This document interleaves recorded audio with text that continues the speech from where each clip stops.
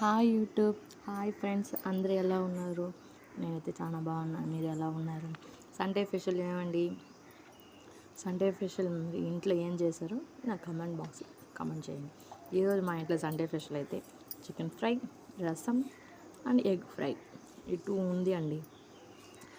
Non veg లేకపోతే Sunday ఎవ్వరికి గడవదండి. కాబట్టి ఈరోజు మా సండే స్పెషల్ చికెన్ ఫ్రై అయితే చూపించలేదు, ఇది ఎగ్ ఫ్రైని చూపిస్తున్నాను. ఆయిల్ వేసుకొని కాస్త ఆవాలు కరివేపాకు వేసుకొని బాగా ఫ్రై అయినాక ఒక టొమాటో ఒక ఎర్రగడ్డ దాన్ని బాగా ఫ్రై చేసుకోవాలి. దానికి ఫ్రై అయ్యే వరకు మనం కాస్త ఉప్పు వేసినామంటే బాగా ఫాస్ట్గా ఫ్రై అయిపోతుంది.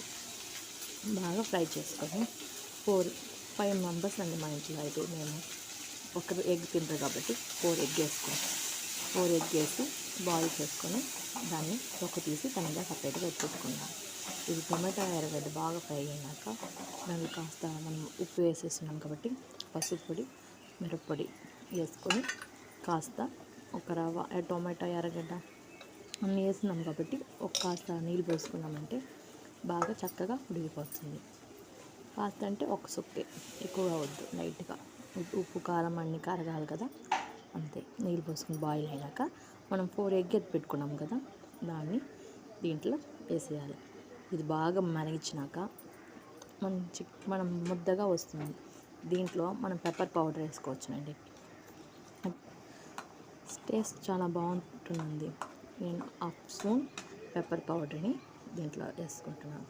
మీకు కావాలంటే గరం మసాలా వేసుకోవచ్చును, లేకపోతే చికెన్ మసాలా అంటే టేస్ట్ కోసం.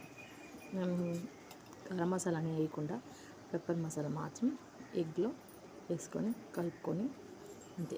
ఈ నీళ్ళు బాగా సుండే వరకు పెట్టుకోవాలి, అంతే. ఇప్పుడు బాగా మరిగిందండి. మనం రైస్లో కానీ చపాతీలో కానీ వేసుకొని తింటే చాలా బాగుంటుందండి. ప్లీజ్ మీ ఇంట్లో సండే స్పెషల్ ఏమని చెప్పండి. ప్లీజ్ లైక్ చేయండి. బాయ్.